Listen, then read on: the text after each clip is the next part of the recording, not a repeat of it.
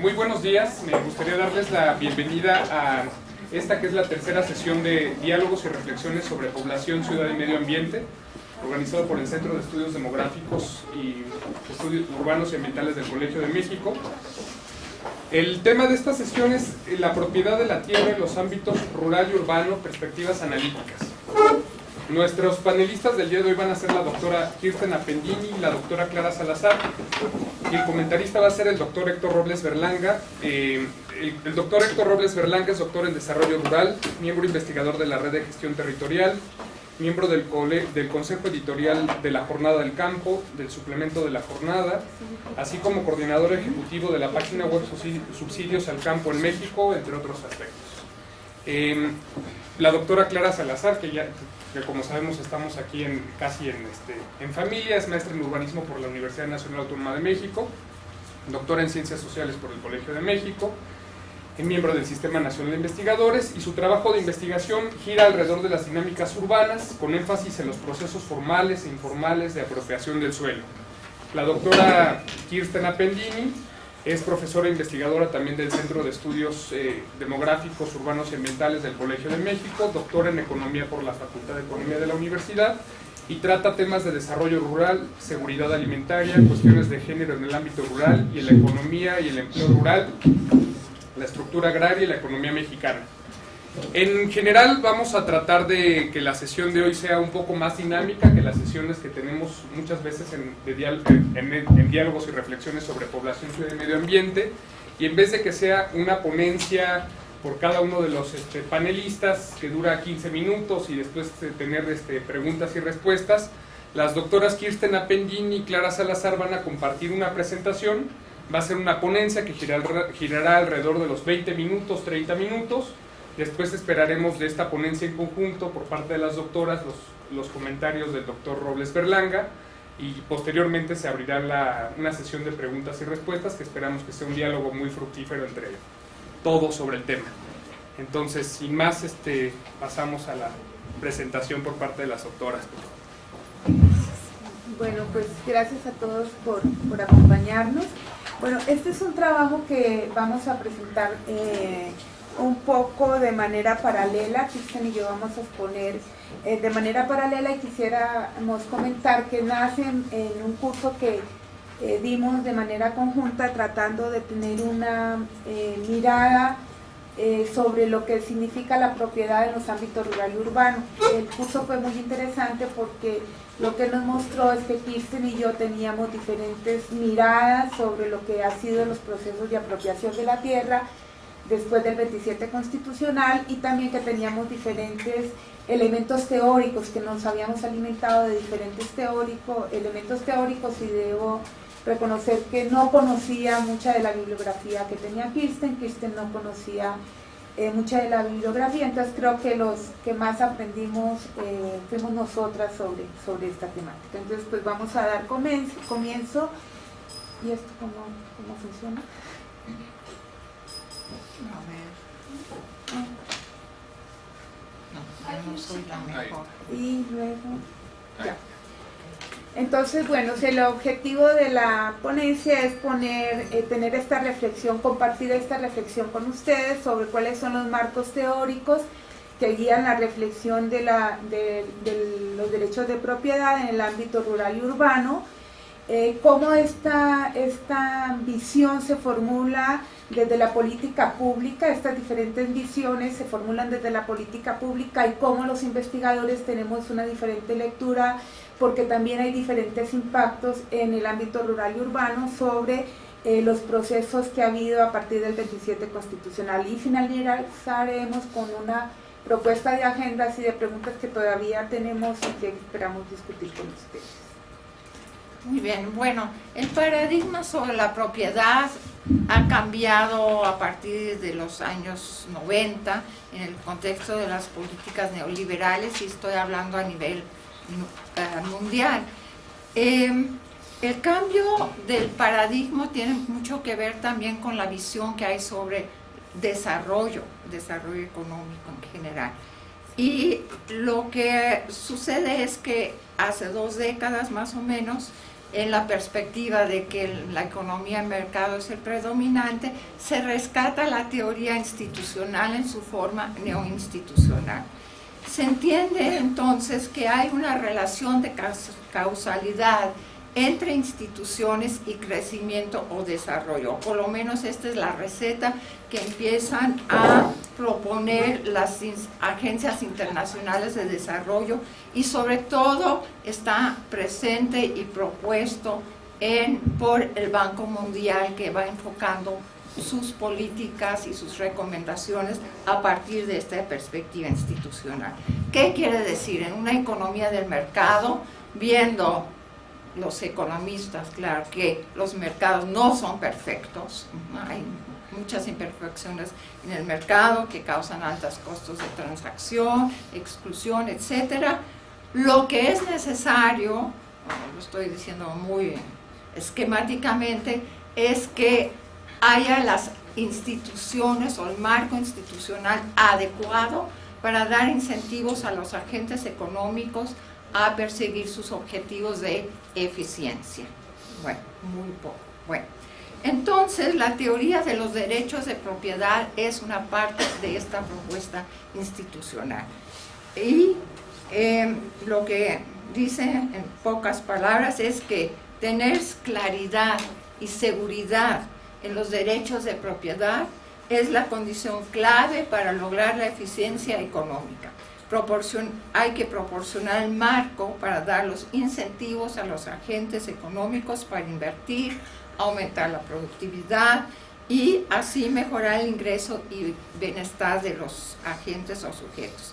Y claro, entonces este discurso se extiende al combate a la pobreza, ¿no? En la medida que los pobres tengan un activo con derecho seguro, tienen también un activo que les va a permitir mejorar su ingreso, sus condiciones, empoderar a los pobres y tener una buena gobernanza. Son como el slogan de esta visión. Y en esta visión se considera que la propiedad privada es la forma de propiedad óptima, de mayor seguridad. Después desde el ámbito rural, se ha puesto en cuestionamiento que la propiedad privada es la óptima y se ha hecho muchísimo trabajo para señalar y estudiar que la propiedad comunal o colectiva en el ámbito de la propiedad sobre recursos naturales, sobre todo tierra, bosques, aguas, etcétera, también puede tener resultados eficientes y ventajas sobre la propiedad privada. Pero eso yo lo conozco sobre todo, y creo que es el caso para la cuestión, para el ámbito rural. Entonces, ¿qué pasa en lo urbano? Bueno, yo voy a retomar esta última parte en la que Kirsten dice, bueno, en lo rural la propiedad privada es tomada como óptima, pero existe la posibilidad de lo comunal. En lo urbano no, la propiedad privada es tomada como lo único, no hay otra posibilidad. Incluso en la política pública, toda la política pública ha estado dirigida a la regularización cuando hablamos en términos de la propiedad, y hay toda una discusión sobre si lo que necesitamos es un derecho a la propiedad privada o un derecho a la vivienda. Esto es parte de la discusión que viene en este sentido. Entonces, en el contexto urbano, lo que se ha puesto énfasis en términos de la propiedad es en la legalidad y el orden jurídico. Esto tiene mucha influencia y obviamente está sustentado en los supuestos de Hernando de Soto, en lo que es la legalidad y el orden jurídico, lo que permite potencializar los bienes y el valor económico. Un elemento que es fundamental en esto, entonces la seguridad no es vista como una posibilidad de derechos que puede tener la persona si esta propiedad no existe en el registro público.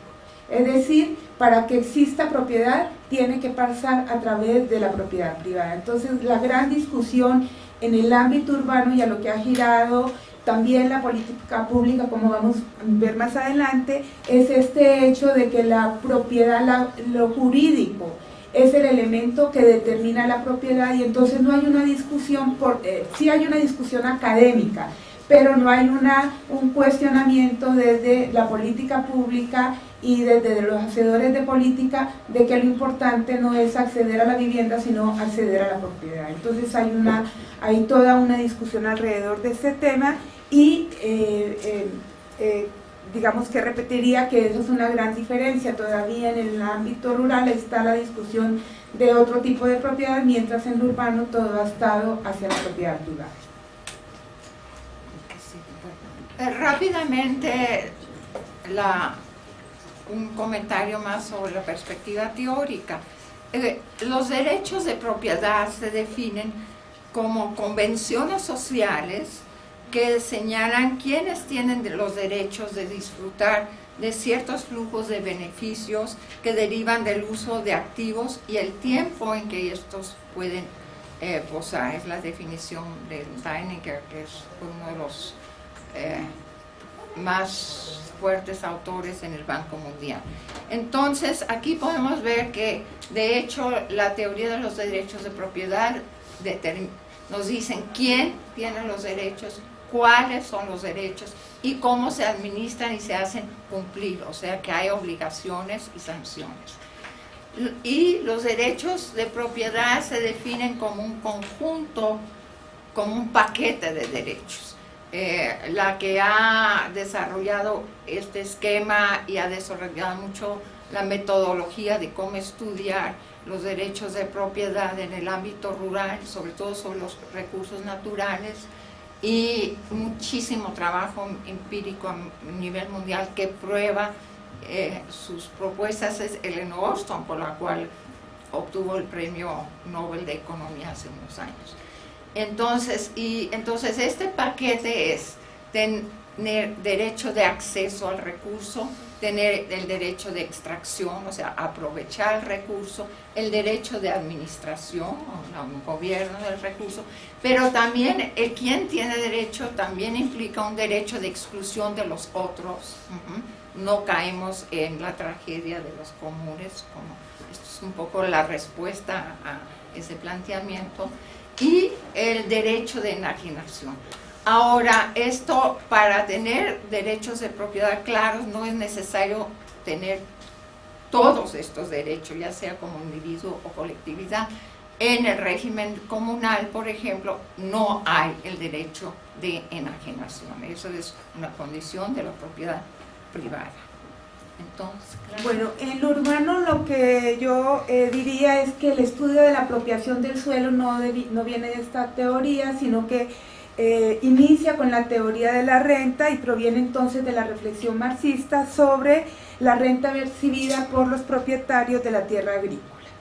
En los años 60 y 70 esta teoría es adoptada y reflexionada principalmente por la escuela francesa, que encuentra grandes, digamos, dificultades porque en la reflexión, pero permite avanzar muchísimo a partir de esto y de diferenciar que en tanto que en el área rural la renta está ligada a la productividad biológica de la tierra, en el área urbana está ligada a la localización y a la producción del espacio construido.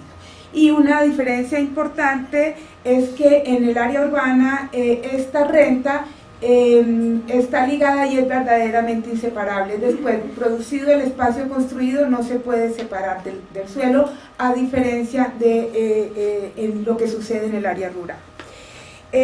A partir de estas reflexiones entonces se logran, hay un gran desarrollo en las últimas décadas sobre esta cuestión de la propiedad, pero siempre relacionada con la cuestión del mercado de suelo. Lo que se discute actualmente serían entonces los procesos de apropiación y los mecanismos de distribución del suelo como mercancía. Ese es un punto importante en la reflexión urbana. Entonces solamente recientemente, a partir de los 80, entra la discusión sobre los derechos de propiedad, que tiene que ver con lo que les comentaba anteriormente y que no voy a repetir, si se tiene si se está ofreciendo a través de la política pública derechos a la propiedad o si se está discutiendo y se están dando derechos de propiedad, porque como toda la política ha estado definida a volver, como diría René Coulon y varios investigadores latinoamericanos, a volver a América Latina en países de propietarios. El otro punto que quisiera también mencionar es que en América Latina esta discusión va muy unida a cómo funciona el mercado y en esta visión dicotómica de lo formal y lo informal, ¿no? Cómo son dos mercados que actúan de manera relacionada pero que tienen lógicas diferentes y actores sociales diferentes. Bueno, y en este sentido entonces esta discusión de quién tiene los derechos tiene que ver también con esta discusión de quiénes poseen la tierra y quiénes tienen el derecho jurídico sobre la tierra, y esto lo vamos a ver más tarde cuando veamos lo de los cambios al 27 constitucional. Bueno, obviamente todo este marco en perspectiva a partir de las instituciones tuvo consecuencias en la política pública de México, y creo que de ahora en adelante más bien nos vamos a referir al caso de mexicano. El cambio más importante fue las reformas al artículo 27 constitucional y a la ley agraria en 1992. No voy a referirme a estos cambios, supongo que ya lo sabemos muy bien todos, pero recuerden que todo el cambio del artículo dio sobre el ejido, que terminó con la reforma agraria, la distribución de la tierra, y dio vía a la privatización de los terrenos ejidales y comunales con procedimientos más o menos complejos, pero esto fue lo más importante. Entonces, este cambio, ¿qué significó? Primero, que era para poder abrir y tener un mercado de tierras en más de la mitad de la superficie nacional, que estaba bajo el régimen ejidal o comunal, era importante tener definidos quién tiene los títulos y los derechos. Y para ello era necesario implementar un programa muy ambicioso para la regularización de la tierra, el programa de certificación de derechos ejidales y titulación de solares urbanos, creo que así es, Héctor me puede corregir. Y entonces, bueno, se inicia en el 93 este programa muy ambicioso de ir a todos los núcleos agrarios, definir sus límites, definir quiénes eran los ejidatarios, hay nuevos sujetos agrarios, los concesionarios, los avecindados, determinar el uso de los suelos, el núcleo urbano, los terrenos parcelados, las tierras comunes, etcétera, etcétera. Y este programa termina en 2006, pero luego hay otros programas que dan seguimiento, era un programa voluntario, etcétera. Se crearon algunas instancias institucionales nuevas, muy importantes, el Registro Agrario Nacional, que es el organismo que entonces recibe estos resultados y registra todos los resultados de proceso, o sea, quiénes en cada ejido, quién tiene derecho, cada sujeto agrario, etc. Y la Procuraduría Agraria y el Tribunal Agrario para resolver los conflictos, porque imagínense que todo el proceso de distribución de las tierras había un rezago enorme en que estuviera la titulación y la definición inclusive de límites, etcétera, al día. Y entonces había que poner orden, y claro, había muchos conflictos y bueno, estos son los órganos o las instituciones a cargo de la resolución. Luego, bueno, en el ámbito urbano, digamos, estos cambios al 27 que tuvieron obviamente como objetivo lograr la privatización de la tierra, tanto de las comunidades agrarias, lo que logró tener fue dos impactos fundamentales. Por un lado, hasta ese momento, durante 40 años, desde 1973, la CORE, la Comisión de Regularización de Tenencia de la Tierra, había tenido la hegemonía del Estado para la regularización. Y el instrumento para hacerlo era la expropiación. Entonces, al hacer la expropiación, la CORE transfería la propiedad a ellos y tomaba las decisiones. Después de 1992 cambia este proceso de regularización porque la Asamblea Ejidal se le da la oportunidad de participar en esos procesos de regularización. Entonces, lo que podríamos decir es que se debilita la acción de la institución creada por el Estado y ahora son una comunidad de ciudadanos el que decide sobre la regularización de otros ciudadanos que son los más vulnerables, que son los posesionarios y que no tienen la propiedad legítima de la tierra. Un punto central en esto es que entonces a los ejidatarios se les dio el derecho a decidir, ahora son los propietarios y entonces este derecho que cae sobre otro grupo social está en manos de quien ostenta la propiedad privada. Esto hace que los ejidatarios se empoderen y que empiecen a generarse múltiples formas de obtener ganancias y hay un gran aprendizaje en esto. Para terminar en esta parte, entonces lo que diríamos es que hay un proceso de incorporación, de creación de instrumentos también para la incorporación del área urbana al desarrollo urbano y entonces esto legitima una cantidad de procesos que tienen que ver con la urbanización y con la expansión urbana. Bueno, antes de discutir esto con Clara, que ha sido una polémica, vamos a dar unos resultados de estos procesos, del Procede, que ha tenido éxito realmente, porque para el 12 ya terminando Procede los programas pequeños que siguieron, se han certificado el 94% de los núcleos agrarios, el 90% de la superficie de la propiedad social. Sin embargo, en lo que es la privatización o pasar de ser ejido comunidad a dominio pleno, ha sido muy poco formalmente. Sabemos que hay otras formas que todavía persisten, porque solamente se ha pasado al dominio pleno el 2.6% de las superficies ejidal en 12% de ejidos. Como nota al pie de página, en lo rural lo que sí se observa, pero no es tema de esta discusión, es que se ha expandido muchísimo la renta de las tierras. Bueno, esta es una de las grandes divergencias que hemos tenido en términos de interpretación. Desde lo rural se dice el dominio pleno ha sido poco, pero cuando nosotros lo observamos en lo urbano, decimos ha sido mucho. Ha sido mucho porque el área urbana es un área densa, densificada, y si nosotros vemos el área urbana en la proporción en la que representa del área rural del país, pues es muy poca. Entonces lo que podemos observar es que el dominio pleno en las periferias urbanas ha sido muy fuerte.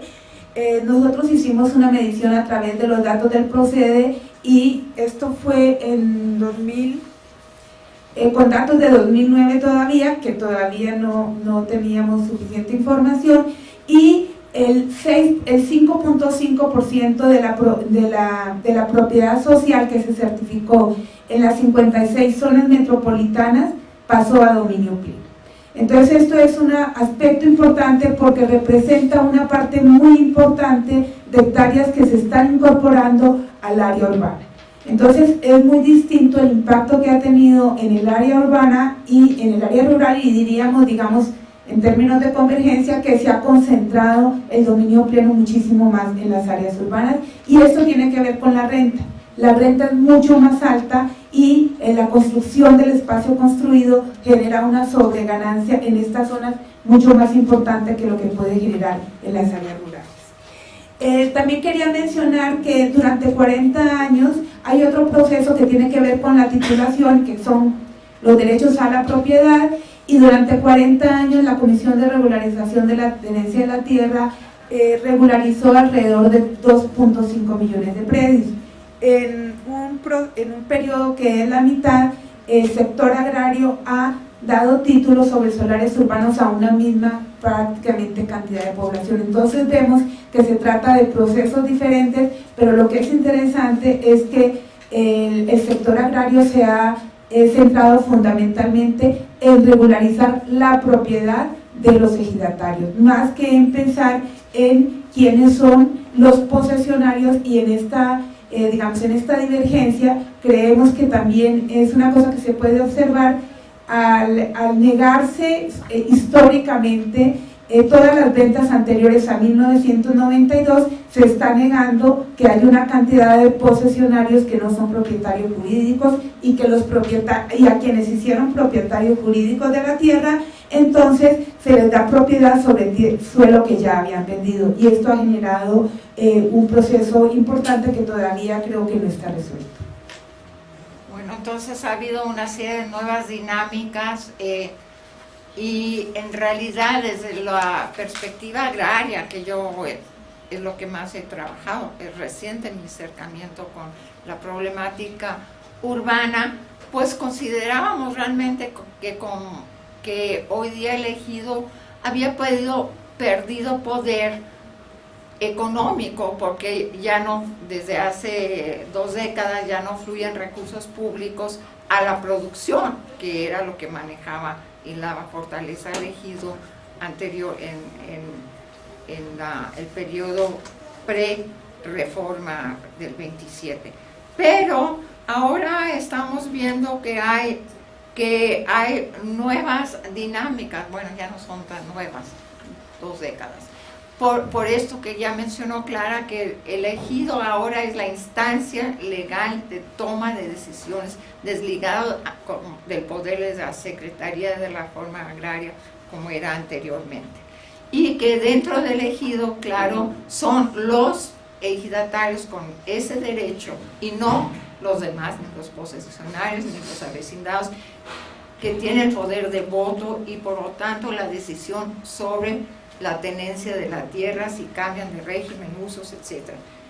Un gran poder de exclusión de otros, y además que se atraviesa por una cuestión generacional, que ya son viejos los titulares, y de género, la mayoría son hombres, más o menos 75% hoy día. Entonces se ha dado más poder a la asamblea, y ahora que entramos en esta discusión sobre la fase rural urbana, entonces como he discutido con Clara y me estoy convenciendo por otras lecturas que estoy haciendo, es que sí, realmente ahora el poder que tienen los ejidos y comunidades sobre la tierra, sobre los derechos, ha generado una dinámica en esta periferia y en esta interfase sobre que influye en cómo se transfiere la propiedad, cómo se arregla toda esta cuestión de la irregularidad de la propiedad en las zonas periurbanas, inclusive hoy día urbanas. Bueno, a este respecto lo que yo podría decir es que voy a empezar por el medio. Por un lado, los ejidatarios mantienen viejas prácticas, es decir, aprovechan toda su experiencia y siguen reproduciendo los esquemas de negociación en la irregularidad. Una parte de trabajo que estamos haciendo de campo lo que nos permite mostrar es que la periferia urbana sigue creciendo en condiciones de irregularidad en gran parte de las parcelas que no han sido pasadas al dominio entero. Pero por otro lado, actualizan su relación con el mercado e incorporan nuevas prácticas. Hay un nivel de aprendizaje sorprendentemente fuerte y rápido, y ahora que son propietarios negocian con nuevos actores porque aprenden a negociar con las nuevas reglas. Y estas nuevas reglas son mucho más productivas en términos de lo que están ganando. Estamos haciendo un trabajo con Giovanna en un ejido en la periferia de la Ciudad de México, y lo que encontrábamos es que en 1992, cuando inicia esto, el metro cuadrado se vendía en 20 pesos el metro cuadrado a los pobladores. Cuando se transfiere a dominio pleno, casi el 35% de la propiedad que tienen los ejidatarios en este ejido en particular, ellos establecen una asociación con una constructora Profusa, y crean una inmobiliaria ejidal. ¿Qué aportan los ejidatarios? Los ejidatarios lo que aportan es la tierra a un capital de 20 pesos el metro cuadrado, lo mismo que lo estaban vendiendo a la inmobiliaria. La inmobiliaria aporta los trabajos de infraestructura, el municipio da la autorización para 12.000 viviendas aproximadamente, el suelo transferido al dominio pleno. ¿Cuál es la ganancia extra? Que los ejidatarios de 2000 a 2010 reciben en promedio, son 160 ejidatarios, y reciben mensualmente en promedio entre 30.000 y 45.000 pesos mensuales por las ganancias, lo que corresponde, el 75% se queda en la constructora y el 25% de las ganancias corresponde a los ejidatarios. Obviamente los ejidatarios no habían tenido durante este periodo de tiempo una ganancia concentrada de este tipo. Entonces creemos que esta es una de las nuevas dinámicas que se está dando y que, como dice Kirsten, no es motivo de esto, pero esto tiene impactos muy importantes en lo que es la conformación de la periferia urbana. Y el otro punto entonces es que en términos de los mercados, hay mercados mucho más heterogéneos de los que participan los ejidatarios, porque ahora ya no negocian solamente con la población de escasos recursos, sino que negocian con el sector inmobiliario, y como tienen diferentes productos, tienen ofrecen suelo no servido, que era el que ofrecían antes, ahora ofrecen suelo servido con título o sin título, con título en las zonas pasadas o dominio plena, sin título en el poblado originario, y viviendas con servicios sin titulación y también vivienda nueva. Entonces hay una gran diversificación en el mercado inmobiliario.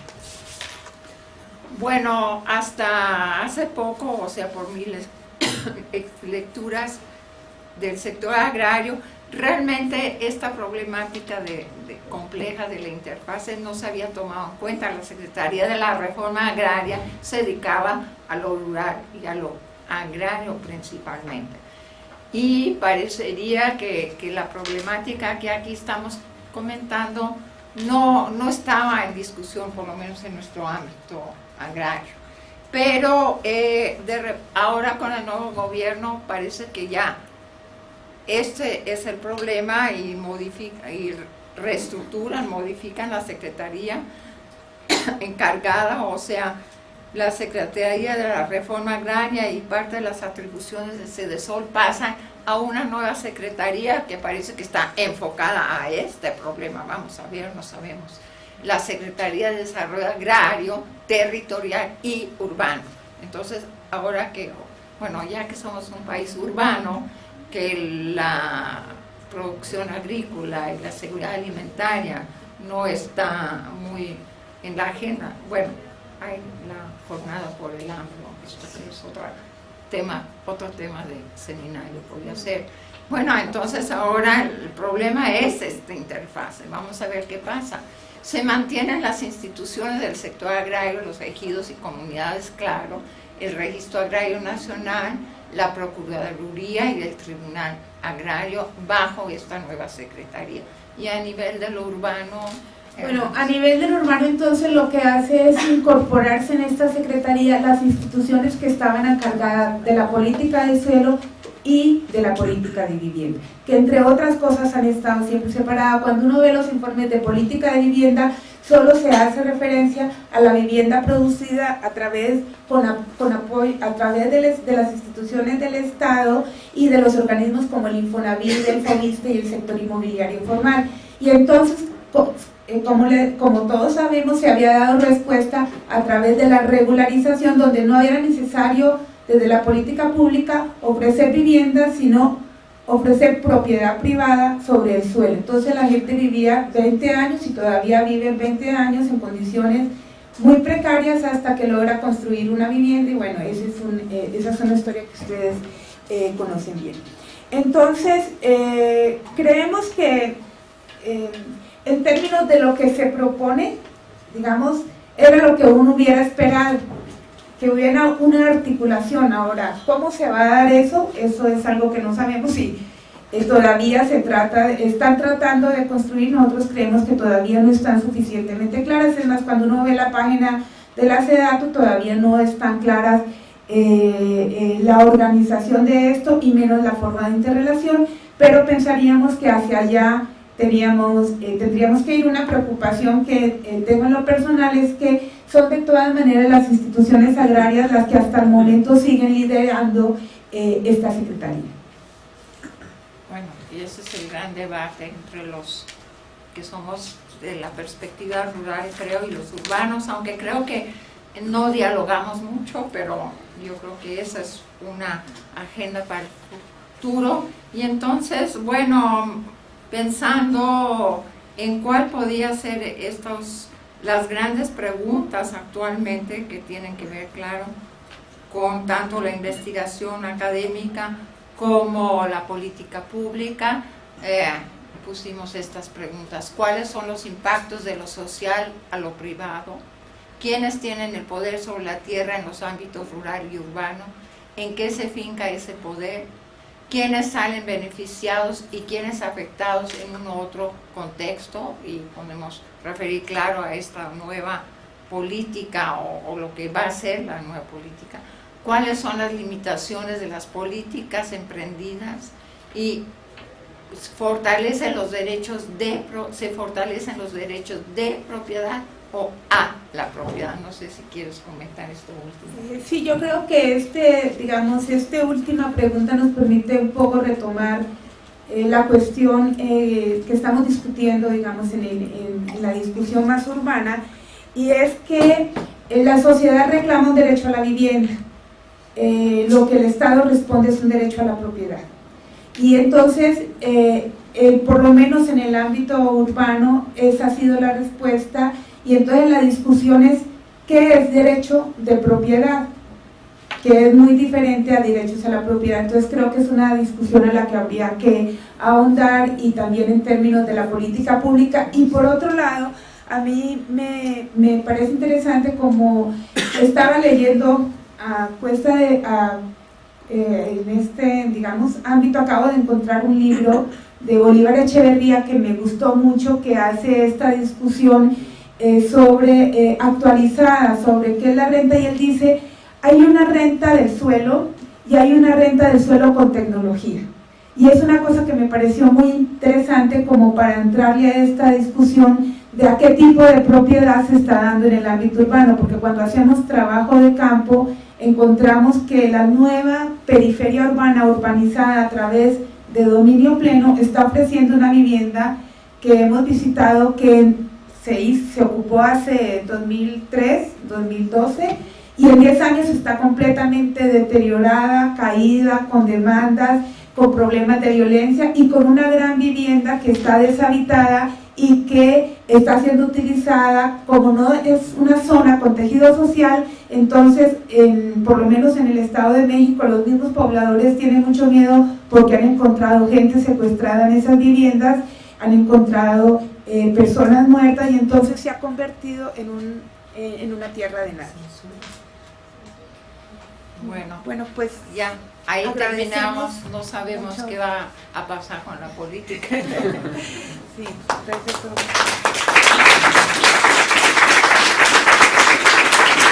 Les agradezco a las ponentes, a las doctoras Clara y Kirsten, por la ponencia. Yo creo que nos abre, sobre todo ahorita que están presentes los nuevos alumnos de la futura generación de la maestría en estudios urbanos, abre unas perspectivas de investigación interesantes. Y pasamos a escuchar los comentarios del doctor Robles Berlanga, por favor. Buenos días, ¿verdad? Y buena tarde, ¿no? Agradezco a Clara y a Kirsten la invitación. Mis comentarios van en dos perspectivas, digamos, ¿no? Se nutren de dos perspectivas. Una, en mi calidad de funcionario, soy parte de los responsables de impulsar el proceso, digamos, ¿no? Y la otra también como investigador de estos fenómenos, ¿no? Incluso se acaba de publicar recientemente un estudio, ¿no?, sobre la dinámica de tierras, ¿no?, en América Latina, ¿no?, extranjerización y concentración de tierras, ¿no?, que trae muchos de lo que ustedes están discutiendo, ¿no? El primer elemento que hay que poner en la discusión es esta concepción que tiene el Banco Mundial, ¿no?, y la FAO mucho, ¿no?, de que se requerían derechos plenos, digamos, ¿no? Firmes, ¿no? De la propiedad de la tierra para que ésta pudiera entrar al mercado de tierra, ¿no?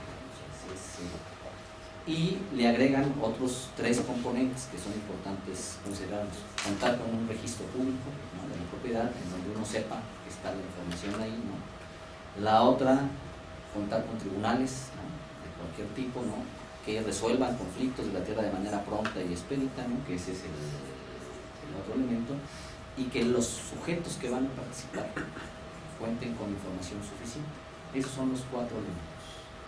Se hizo un estudio en América Latina en el 2001-2002 respecto a este fenómeno. Y el primer elemento que se le señaló a la FAO es que en América Latina estos 4 elementos no están firmes en ninguno de los países, ni en Argentina, ni en Brasil, ni en Chile, ni en México, ¿no? Hay un problema, primero, de claridad en los derechos de propiedad en todos los países, ¿no? Incluso traigo a colación, cuando estábamos en la regularización de la tenencia de tierra con el PROCEDE, uno del Banco Mundial nos dijo: ¿por qué se pusieron ustedes la meta de regularizar al 100%? ¿No? Dice, ni siquiera en Estados Unidos tenemos todo regularizado, ¿no? Es una meta muy alta. ¿Por qué no se pusieron el 80, el 70? ¿No? Porque esa es la realidad, eso es lo que sí es alcanzable, ¿no? Entonces es un primer elemento. Después, ninguno de los países tenemos, en términos de la tierra, tribunales que resuelvan de manera pronta y expedita, ¿no? Estos conflictos que se dan con la circulación de la tierra. Hay muy poca información sobre las transacciones de tierra, los precios, ¿no? Los valores, qué condiciones tiene la tierra. No hay, no podemos ir. El registro es un catastro, digamos, que dice el tamaño del predio y los colindantes, pero no tiene más información de ya de la calidad, ¿no? De qué condiciones tiene, si el suelo es bueno para esto, etcétera. No lo tiene, ¿no? Menos los registros públicos de la propiedad en nuestro país. Y entonces se vuelve un elemento limitante para los participantes en un mercado de tierra, ¿no? Para desincorporar tierra y pasarla, ¿no? Y entonces tenemos un problema de cómo este mecanismo del mercado de tierras, para que se dé todo este fenómeno, no es tan fácil que se dé, o para que siga prevaleciendo la irregularidad, ¿no? Y aquí voy a algunos elementos que son importantes que tienen que considerar en su discusión. El PROCEDE, digamos, que aquí va incluso también, quiero ponerlo así como mitos y realidades de lo, ¿no? En el caso del PROCEDE hubo un problema no previsto ni por los que implementamos el programa, ¿no? ni por los tribunales ni por nadie. Por cada una de las fracciones de la parcela, porque en el campo se tenían varias fracciones, se dio un certificado parcelario, ¿sí? Entonces el certificado parcelario dice 1, pero después al mismo sujeto se le dio otro certificado parcelario 2, se le dio 3, 4, a algunos se les dio 10, otros se les dio 12, ¿no? El derecho agrario es indivisible. El problema es que las dinámicas rurales son totalmente distintas, ¿no? Y entonces yo agarro el certificado agrario 1 y si lo quiero vender, se lo vendo a cualquier persona y nomás le digo, te lo firmo por atrás y aquí está tu certificado. Entonces hay una gran circulación de derechos de propiedad en los ejidos impresionante. Tan es así que 18 años después de las reformas, en lugar de tener 5 millones de propietarios en 1991, tenemos reconocidos 7.200.000, es decir, 2 millones más de propietarios de la tierra en la misma superficie que existía anteriormente, ¿no? Lo cual nos habla de una dinámica distinta. Y entonces ya tampoco se puede hablar del ejido como una unidad homogénea. Ahora tenemos ejidatarios con todos los derechos, tienen derechos al uso común, tienen derechos parcelarios y tienen su título de vecindad, ¿no? Pero también tenemos ejidatarios que no más tienen derecho al uso común en el mismo ejido, o ejidatarios ejidatarios que tienen derecho al uso común solamente, ¿no? A las tierras de uso común, ¿no? O ejidatarios que tienen solamente derecho a la parcela. Pero también el PROCEDE dio certificados parcelarios y se los dio a posesionarios, y tenemos más de 1 millón de posesionarios, ¿no? Que están en la tierra, pero que además cuentan con un documento oficial. Si ellos van a los tribunales agrarios, y reclaman ahorita ser reconocidos por ejidatarios, todos ganan. No hay uno solo que pierde. ¿Por qué? Porque tienen una propiedad reconocida, ¿sí?, con un documento amparado, reconocida por la Asamblea y reconocida por las instituciones públicas. Entonces podrían ser todos inmediatamente ejidatarios, cambiaría la dinámica. Pero muchos de estos certificados también en esta circulación se han vendido. Y entonces hay personas que viven en el ejido, tienen una parcela y creen que son propietarios privados, ¿no?, porque tienen un certificado. Si no me lo vendieron, ya se puede vender. Entonces tenemos muchas dinámicas, lo que hace muy complejo la revisión de cómo es elegido ahora, ¿no? Entonces ese sería el primer elemento que hay que distinguir, digamos, ¿no?, todas estas dinámicas. Otra importante es que no ha sido la vía del dominio pleno la vía preferente para se incorporar tierras, ¿no? Incluso también hay que reconocer que, por ejemplo, en el Estado de México y en el Estado de Morelos, el Estado mexicano decidió no regularizar, ¿no?, las zonas urbanas ejidales, ¿no? Si ustedes se van a Zacatecas, se van a Coahuila, se van a todos estos estados, inmediatamente agarró y dijo: esta es la zona urbana, y les dio sus títulos de solares, ¿no? En el Estado de México y en Morelos, no lo hizo en el federal porque no hay proceso de regularización, dijo: ahí ni le entro, que le entre por él, ¿no?, en otro programa distinto, pero si no, no voy a poder avanzar en la regularización. Entonces mucha de la superficie que no está titulada, ¿no?, es ejidal, ¿no?, y no fue titulada. Y el otro elemento también importante es que muchos ejidatarios, tú me restringes recibir un título, ¿no?, entonces registro a mi familia como posesionario. Entonces donde hay más posesionarios es en el Estado de México, ¿no?, que son el 40%, porque la gente dice: tú me llegas a este lado, yo me voy por este lado, y entonces regularizo. Entonces es otro elemento importante que hay que estudiar. Y si nosotros vemos cómo se construyó el Arco Norte, se construyó sobre la venta de tierras en un principio, sea con dominio pleno o sin dominio pleno, y después la inmobiliaria, todos se encargaban de regularizarla, ¿no? Esa ha sido la venta más importante, digamos, para construir un suelo. No se requiere dominio pleno, no se requiere la expropiación tampoco. Es decir, hoy pregúntenme en algún lado, salvo en las grandes obras, ¿no?, pero una expropiación no hay una sola expropiación. Es muy tortuoso el procedimiento, muy largo, etcétera, con muchas complicaciones. Mejor hago toda esta venta de tierras de manera informal y después regularizo y se termina aceptando esa venta, ¿no? Ese es entonces un elemento. La otra que es importante discutirla: ¿qué tan diferentes son la propiedad ejidal y comunal respecto a la propiedad privada? Y déjenme decirles que no hay una sola diferencia significativa de ambas formas de propiedad. Y les pongo unos datos. En la propiedad ejidal y comunal, el 65-66% de ellos tienen menos de 5 hectáreas. Uno pensaría: no, la propiedad privada es grande, ¿no? El 72% de los propietarios privados tienen menos de 5 hectáreas. Son más, está más fraccionada, ¿no?, digamos, este tipo de propiedad. ¿Cuánto representan las mujeres en ambos tipos de propiedades? En la ejidal es el 18-20%, en la propiedad privada es el 18-20%. ¿Cuánto representan los indígenas como propietarios privados o como propietarios? Es alrededor del 20% en los dos. O sea, el nivel de escolaridad en ambos tipos de propiedad es hasta tercer año de primaria, más o menos es el 40%. Pero el 70% no tiene ni siquiera escuela primaria. En términos de beneficios económicos, no recibe ningún financiamiento, ni la propiedad ejidal ni la propiedad privada. El total de las unidades que reciben financiamiento para la producción es el 4% a nivel nacional. El 96% no recibe. Quiere decir que tampoco hay el beneficio de ¿no?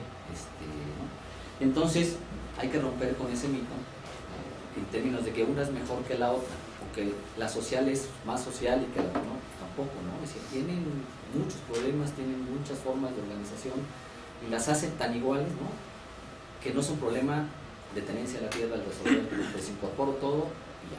Entonces ese es el otro. Lo que también tienen que considerar, si el estudio sobre la urbanización y sobre el mercado de tierra lo hacen solamente en las zonas colindantes a estas grandes ciudades, van a encontrar una dinámica. Pero si ustedes se fueran a Michoacán, van a ver una forma de trato distinto, que es el préstamo de tierras, que se presta mucho para la migración. Si yo me voy a los Estados Unidos, te dejo mi tierra encargada, no hay un convenio de que me vas a dar tanto, etcétera, no, te la dejo ahí, te la encargo, tengo mi certificado que me da cierta certeza, seguridad, te la dejo, tú trabájala, y puede ser que de la cosecha, de la producción me des algo, pero, y lo encuentro uno ese trato en Zacatecas, muy presente, en Michoacán, en estados menores. En cambio, se va uno al norte del país, todo lo que es la frontera con Estados Unidos, y va a encontrar la renta de la tierra como la práctica prevaleciente, ¿no? En Sinaloa no escuchamos mucho desincorporación de tierras para desarrollo urbano, no, escuchamos que hay reconocidas 250,000 hectáreas rentadas, digamos, reconocidas en términos censados, ¿no? Pero todo el mundo habla, y los estudios hablan que son 500,000 hectáreas rentadas. Es otro el fenómeno que van a encontrar en términos de, digamos, de estas dinámicas del mercado de tierra, ¿no? También, ¿qué deben de considerar? Si bien las mujeres siguen representando menos, es el fenómeno más impresionante que se ha encontrado. En 1971 había 31,000 mujeres con tierra. Ahora hay alrededor de 1,400,000 mujeres con tierra. Es decir, ese crecimiento es exponencial. Y la mitad de las futuras herederas, con certificado agrario, son mujeres. Y ahorita, instituciones como la Reforma Agraria, como FONAIS, ¿no?, que eran instituciones que no prestaban en el campo a mujeres, las principales beneficiarios de ellas son mujeres. Hay toda una discusión de que si lo reciben ellas, etcétera, o si la trabajan la tierra, etcétera, pero el hecho real es que antes no había. Nosotros, por eso a veces no somos, los investigadores no somos muy reconocidos, hicimos una proyección cuando inició el proceso, ¿no? Y dijimos, son 31,000 mujeres, van a llegar a 500,000 cuando termine el proceso. Lo impresionante es que llegaron a más de 1,100,000. Entonces nos doblaron la proyección que habíamos hecho nosotros, ¿no?, de cómo iba a ser ese fenómeno. Entonces, y tiene que ver con otro fenómeno. Los jóvenes, incluso hay un dato censal muy interesante, en 12,000 ejidos de los 30,000, la mayoría de los jóvenes ya no se quedan, ¿no? Y entonces, ¿qué hago con la tierra? No la puedo trabajar porque no hay mano de obra. Incluso hay un cambio, la que disminuyó en términos de mano de obra empleada en la agricultura, disminuyó la mano de obra familiar y se fue a la mano de obra contratada, porque está faltando mano de obra familiar. Entonces, no hay quien quiera trabajar, no hay quien quiera quedarse en la ¿sí? Y entonces se vuelve un problema ahí interesante, ¿no? Entonces todos estos nuevos sujetos, posesionarios, mujeres, ¿no?, avecindados con regularizados y no regularizados, porque hay de los dos, ¿no? O sea, personas que tienen solares que no han sido reconocidos, ¿no?, tienen características, ¿no? La otra es que también pone en discusión qué tanto era conflictiva la tierra ejidal. ¿Qué tanto era? Era conflictiva la tierra ejidal tunal, porque siempre habíamos hablado en este país de que se había repartido 2 veces el territorio, ¿sí?, de que estaban encimados unos sobre otros, ¿no? No hay antecedente en el mundo que un país haya regularizado al detalle como lo hizo México, como el caso, no sé, al 95%, ¿no? Lo cual nos habla de que no había tanto conflicto, ¿no? Sí. Lo que hay de conflicto es reconocido, son los chimalapas, que lo construimos desde los 60, 50, 70, 80, 90, la zona purépecha, ¿no? Pero que haya medido a ese detalle de parcela por parcela, que haya definido colindantes, que haya todo eso, no hay antecedentes. Entonces nos habla de que no existía esa idea del gran conflicto. Y la otra es, ¿qué tipo de propiedad es más regular? La propiedad privada en este caso. La propiedad pública privada, ¿verdad?, es, ¿no?, sumamente irregular. Irregular. Sí, porque no tienes documentos, no hay documentación. Usted va al registro público de la propiedad, busca y difícilmente encuentra al que está como dueño ahorita con un documento, con un título que diga, sí, este es el mío. Incluso se da mucho el fenómeno, como se está dando en Ejidal ahora con los certificados, de que de una sola propiedad, pues yo genero 10 propiedades, ¿no?, al heredar, ¿no?, las hijuelas, lo que le llaman, ¿no? Entonces voy dando, y entonces pues, se vuelve bastante complejo. Por eso la propiedad privada es más irregular en este país. Entonces es la gran contradicción, hablamos muchas veces o criticamos a la propiedad ejidal y todo, y no nos fijamos. Yo le decía hace rato, platicaba, ¿no?, de que si podíamos regularizar la propiedad privada, un programa como Iguala procede hasta 10 hectáreas, que serían la gran mayoría, el 80-90%, todos los propietarios privados que están ahorita dirían, lo acepto. Partiendo de un hecho real, reconocer a los que están ahorita. Acaba de entrar una iniciativa que tiene que ver mucho con lo urbano, que ya fue aprobada en la Cámara de Diputados, que tendrían que revisarla, es vamos a regularizar, ¿no?, todo lo que se vendió ya en playas y en la fruta. Ya fue aprobada hace esta semana, el martes fue aprobada, y es, no dijeron, la ley, si uno la interpreta diría, vamos a regularizar lo irregular, ¿no?, vamos a aceptar que ya se compró y que ya está, y vamos a hacerla, ¿no? Fue aprobada sin que nadie dijera nada, ya está, ya pasó, ahora va al Senado y es muy probable que incluso en esta semana se apruebe también, ¿no? Y es un solo artículo que dice aceptemos, ¿no?, que en las zonas, playas, y en toda la parte fronteriza se acepte ya, ¿no? Y entonces en la propiedad encontrada, más también dice. Entonces es algo que ustedes tendrían también que estar viendo, porque se vuelve muy interesante estos fenómenos de reconocer realidades, ¿no? Y el otro elemento también interesante es que el Estado le apostó a ciertas formas, ¿no?, para asociar o para tratar de dinamizar las relaciones. Por ejemplo, sociedades mercantiles. No funcionó. Y no funcionó porque los actores, el dueño de la tierra como el inversionista, dijeron, esto es muy complejo, nos meten muchas broncas, no va por ahí, ¿no? Prefiero o comprarle y buscar la forma, o como en este Estado de México, pongámonos de acuerdo, llamámoslo, y no hagamos tan complejo este proceso, ¿no? Entonces, una figura que se crea en la legislación no funciona. Ahí está, ¿no? Incluso el dominio pleno, si bien ha crecido mucho, no es la forma predominante. En este estudio del mercado de tierras, más o menos nos salieron 11 millones de hectáreas que están circulando por alguna vía. La principal es la renta y la venta de tierras, pero por alguna vía, ¿no? Y la menos importante, en México. Y ¿Para cosas rurales o urbanas? De todo lo rural. En lo rural, digamos, es un estudio que se hace sobre todas las... y entonces se encuentra 11 millones de tierras y dice, es la mitad de la superficie parcelada, ¿no? Y la venta sin haber pasado a dominio pleno. De todas las formas de venta que se reconoce. La venta legalizada, digamos, ¿no?, como la venta, pero la renta, el préstamo de tierras, las aparcerías, se hace este estudio porque había una preocupación. Es un estudio que forma parte de un estudio latinoamericano, ¿no?, sobre dinámicas del mercado de tierras, extranjerización y concentración, que tiene que ver con este fenómeno que se está presentando en África fundamentalmente, ¿no?, países que llegan y compran tierra, ¿no?, para sembrar, e incluso ya hasta para vivienda, digamos, ¿no?, para muchos de sus connacionales, ¿no? Entonces se buscaba así. En México estaba presente ese fenómeno, como en otros 17 países de América Latina. Y a diferencia de toda América Latina, hay dos datos muy interesantes de México que no hacen que se note todavía grandes concentraciones de tierras, digamos, de forma formal.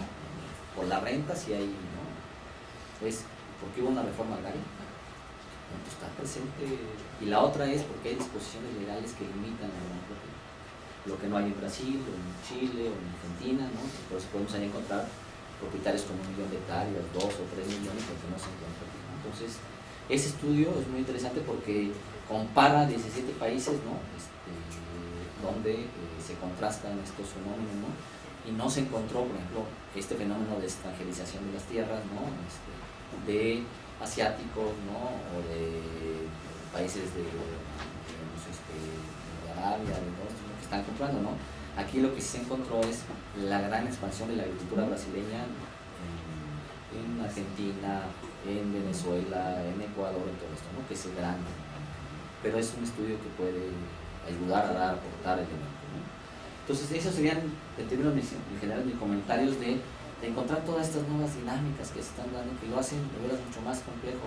Yo todavía no lo encuentro, es cómo va a funcionar un ejido con tanta diversidad de sujetos que están ahí, ¿no?, que todos tienen un documento que los ampara y que los protege, ¿no?, y que además nadie quiere pelearse con esa realidad. Incluso en ejidos, yo hice tesis doctoral en uno, digamos, en Querétaro, en donde ya hay más posesionarios con certificado, ¿no? Un certificado parcelario que ejidatarios, ¿no? En el momento en que se regularice, eso sería mayoría, ¿no? Entonces podrían decirle a los ejidatarios, pues dejaron de ser ustedes la mayoría, que ahora somos nosotros la mayoría, ¿no? Entonces, todas esas reconocimientos cambian dependiendo de cada una de las dinámicas en cada lugar, que ya sucedía en las zonas de los ejidos urbanos, que estaban muy urbanos, en donde había vecindados, a pesar de que eran tierras reconocidas como los avecindados, ya eran tanto los avecindados antes del 1992 que ya nadie les podía decir nada. Que el ejido dijera, yo soy el que mando aquí, sí, mandas en la parte agrícola y todo, pero ya en la zona urbana quienes mandamos son nosotros. Entonces, que vamos a encontrar muchas dinámicas, lo que les hace su estudio mucho más complejo, más difícil, ¿no? Pero sí apuntando estos nuevos realidades que nos cambian mucho, ¿no? Los procesos. Bueno, muchas gracias. Un aplauso. Creo que nos revela todo un panorama mucho más complejo para las perspectivas de investigación, y no solo para la cuestión urbana y de expansión urbana, sino también para fenómenos como la migración, por ejemplo, que es mucho más interesante, todo lo derivado ahora del procede, más allá de las reformas al artículo 27, ¿no? ¿Quieren hacer un comentario antes de abrir una sesión? Entonces abrimos una... La doctora Steingart, por favor. Yo quería hacer dos comentarios, dos preguntas.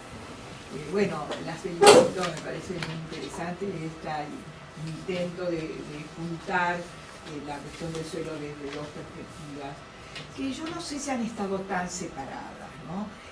Por una parte han estado separadas, pero los que hemos estudiado la expansión urbana sobre los ejidos, ya sea para la producción inmobiliaria formal o ya sea para la producción de asentamientos irregulares, ¿no? Hemos visto eso, incluso con Clara tenemos un libro sobre expansión urbana, sociedad y ambiente, donde los dos aspectos se vieron quizá con menos elementos que podríamos haber tenido si hubiéramos tenido una persona como Kirsten, que conoce bien lo de...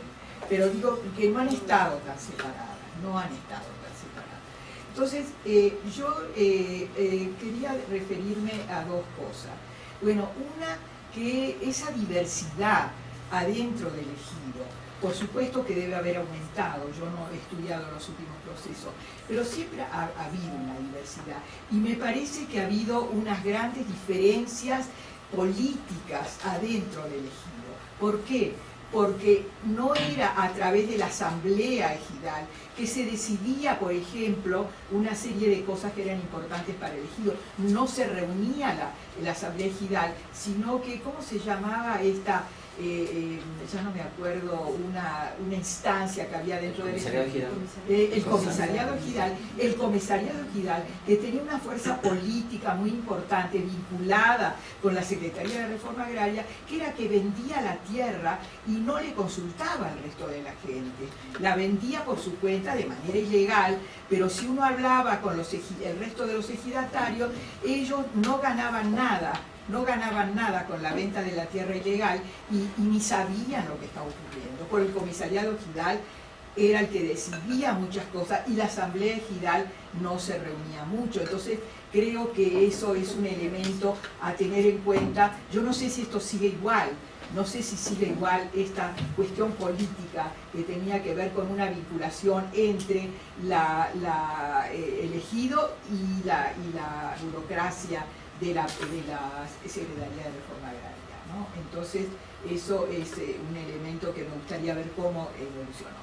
Ahora, la otra cosa que decía Clara, que me pareció interesante tomar en cuenta, es esto de que quizá en el medio rural existía la propiedad comunal, la propiedad ejidal y la producción a través de formas que no eran privadas totalmente.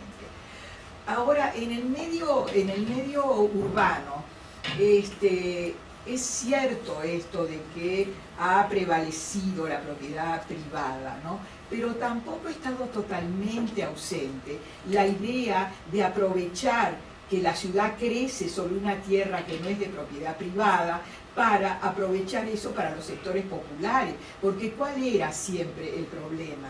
El problema es que una parte de la población no ha tenido acceso a la tierra al sector formal, por eso existen los asentamientos irregulares, porque no han tenido acceso, no han tenido medio para comprar la tierra cara. Entonces, bueno, se ha dicho mucho que en México, a diferencia de los demás países latinoamericanos, el hecho de que hubo una reforma agraria y que las ciudades han crecido sobre terrenos que no eran de propiedad privada, cómo se aprovechó, digamos, para un crecimiento urbano en el cual los sectores populares no tuvieran que estar totalmente marginados o como pasaba en otros países donde se producía la gente que vivía en la ilegalidad era perseguida. Acá mucho menos, ha sido mucho más, digamos, aceptado, ¿no? Pero ¿qué pasó con las ideas, por ejemplo, de que podía haber un ejido urbano, ¿no? Sí se había presentado esta posibilidad de qué hacer con el ejido urbano. Y bueno, yo no sé si se puede ver qué pasó con esas ideas de que podía existir un ejido urbano donde no hubiera una propiedad privada, sino donde hubiera más posibilidades para sectores populares acceder a terrenos que no eran totalmente de propiedad privada, ¿no? Entonces sí hubo algunas propuestas, algunos intentos, y hay países donde sí han estado planteando esto. Por ejemplo, en Uruguay a mí me ha tocado ir a reuniones con el BID, con la presencia del BID, donde se estaba planteando de que la regularización de la tenencia de la tierra en asentamientos irregulares no se hiciera para propiedad privada. Se estaba discutiendo esa posibilidad, ¿no? Y entonces, bueno, eso fue hace unos 3 años que yo estuve allá, al final no sé qué habrá ocurrido. Entonces sí me parece, tú sí tienes razón en eso, pero también habría que ver qué intentos hubo y por qué no prosperaron, ¿no? ¿Por qué no hubo una propiedad, una copropiedad, otras alternativas que sí hay en otros lugares? Porque no es absolutamente total en todos lados que ocurren este tipo de cosas. Abrimos otras 2 preguntas al público, por favor, les paso el micrófono. La doctora Jordi. Sí, no, claro. Gracias. Bueno, creo que justo el espíritu de diálogos, creo que fue una sesión que refleja muy bien ese espíritu de diálogos en dos líneas de investigación. Me pareció muy interesante la dinámica. Y yo tengo 3 preguntas que a lo mejor no están muy claras, porque obviamente no soy experta en el área, pero que bueno, también es un poco en el espíritu de hacer vinculaciones con lo que nosotros también trabajamos. Cuando estaban ustedes exponiendo, Julieta rápidamente dijo, bueno, porque también es cuando bajó la fecundidad, ¿no? Entonces, una de las preguntas que tenía, o sea, cuando ustedes están contando lo que están diciendo, efectivamente hay una literatura, por ejemplo, que habla de dinámica demográfica y la presión sobre la tierra, el crecimiento demográfico y la presión tanto en producción de alimentos como por la misma presión del aumento en la población. Y el periodo que ustedes están hablando es un periodo que justamente es un cambio en la dinámica demográfica, baja la tasa de crecimiento, baja el tamaño de la familia. Supongo que la dinámica en esto que decían de los hijuelos, de distribución de la tierra, la dinámica también cambia en ese sentido. Entonces, bueno, ¿qué tanto entra en esto que ustedes están contando? La parte que tiene que ver con la dinámica demográfica propiamente. Y bueno, una parte es crecimiento demográfico, otra parte es el cambio en el tamaño de la familia, que está vinculado con el crecimiento demográfico, obviamente, pero también hay un cambio muy importante en la dinámica de migración interna. Y de migración, obviamente cuando Héctor hablaba de las particularidades de los estados, bueno, obviamente Michoacán está muy permeado por una tradición de migración internacional, ¿no? Esto que supongo tiene que ver con ese proceso, pero también es una época en donde hay un cambio en la dinámica de migración interna impresionante, ¿no? O sea, de esta lógica de lo rural hacia la ciudad, entonces de repente empezar a ver lo urbano, y entonces uno dice, bueno, ¿cómo juega en estos procesos que ustedes están viendo en la frontera entre lo rural y urbano, el cambio en la dinámica de la migración interna, y bueno, y el cambio en la estructura y la dinámica familiar, que bueno, es un tema que Clara trabajó en algún momento. La segunda pregunta que tenía es, pero ahí sí tiene que ver que soy totalmente neófita en el área y en el tema, ¿no? Entonces, yo la suelo hablar, bueno, si la tierra para trabajarla, la tierra para trabajo